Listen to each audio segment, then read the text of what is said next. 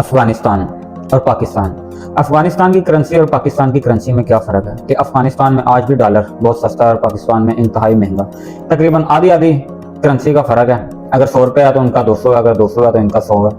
ये फ़र्क क्यों है पाकिस्तान में और अफगानिस्तान में? क्योंकि पाकिस्तान के जो सियासतदान हैं, ब्यूरोक्रेट्स, स्टैब्लिशमेंट और ख़ास तौर पर जो बिजनेसमैन हैं, वो अपना सारा पैसा जो टैक्स से बचाया जाता है या चोरी का होता है, करप्शन का पैसा होता है, वो अफगानिस्तान में भेज देते हैं। उनको कोई पूछने वाला नहीं है अफगानिस्तान में कि ये पैसा किधर से आता है और किधर से जाता है। वो पैसा स्मगल करने का भी पैसा लेते हैं। इसीलिए शायद आज उनकी करेंसी पाकिस्तान से स्ट्रॉन्ग है।